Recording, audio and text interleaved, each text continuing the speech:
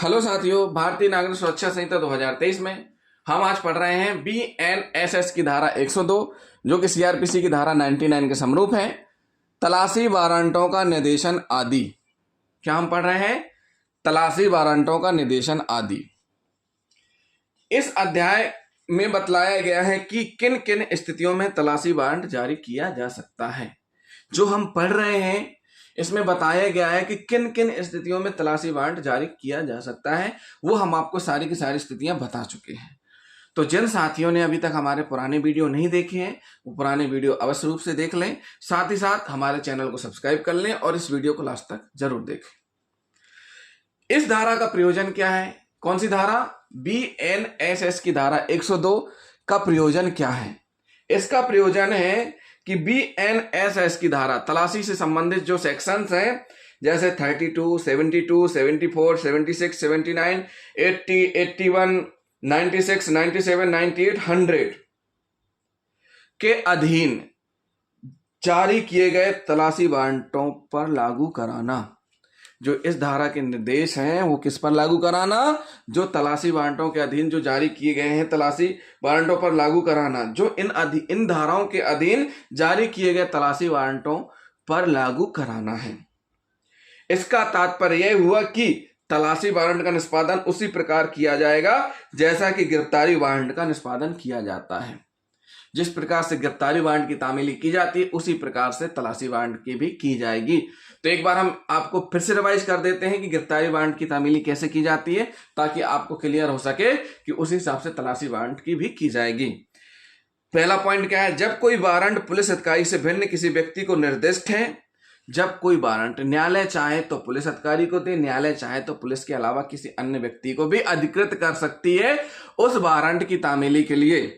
जब वह व्यक्ति उस वारंट की तामीली कर रहा होगा तो अन्य व्यक्ति भी उसकी तामीली में उसकी सहायता करेंगे।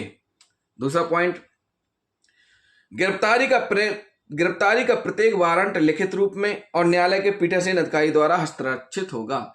जो गिरफ्तारी वारंट है वो न्यायालय के पीठासीन अधिकारी द्वारा जारी किया जाएगा और उसकी सील साइन मुद्रा लगी होगी। इसी प्रकार तलाशी वारंट में भी होता है। ऐसा वारंट तब तक प्रवर्तन में रहता है। प्रवर्तन मतलब चालू में रहता है। कह सकते हैं कि उसकी वैलिडिटी रहती है तब तक।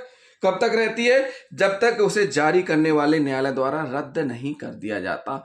एक बार वारंट रद्द हुआ तो उसका प्रवर्तन अवधि खत्म हुई या उसका निष्पादन हो जाए यानी उसकी तामीली हो जाए।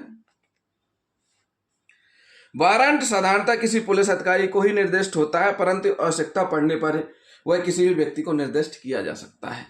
वैसे साधारणतः देखा जाए तो वारंट पुलिस को ही निर्दिष्ट होता है, लेकिन जब कभी ऐसी स्थितियां बनती है तो किसी अन्य व्यक्ति को भी हो सकता है। ऐसा नहीं है कि पुलिस को ही होगा। पुलिस अधिकारी को निर्दिष्ट वारंट का निष्पादन किसी अन्य पुलिस अधिकारी द्वारा भी किया जा सकता है। एक पुलिस अधिकारी को वारंट का जो निष्पादन किया गया है, एक पुलिस अधिकारी को जो निर्दिष्ट किया गया है कि वारंट का निष्पादन उसके द्वारा करना है तो वह किसी दूसरे के द्वारा भी किया जा सकता है। गिरफ्तारी का वारंट भारत के किसी भी स्थान में निष्पादित किया जा सकता है। इसी प्रकार तलाशी का भारत में किसी भी जगह किया जा सकता है उसका निष्पादन। यदि वारंट का निष्पादन उसे जारी करने वाले न्यायालय की अधिकारिता से बाहर किया जाना है तो इस संहिता के में उल्लिखित प्रक्रिया अपनाई जाएगी कि दूसरे जो संबंधित न्यायालय है वहां भेजा जाएगा और उनके द्वारा फिर उसकी तामीली की जाएगी। तो साथियों, ये हुई बीएनएसएस की धारा 102 जो सीआरपीसी की धारा 99 के समरूप है। तलाशी वारंटों का निर्देशन आदि, जो कि तलाशी से संबंधित जो सेक्शन है उन पर यह धारा लागू होगी, यानी कि जारी किए गए तलाशी वारंटों को लागू कराना है इस धारा का उद्देश्य।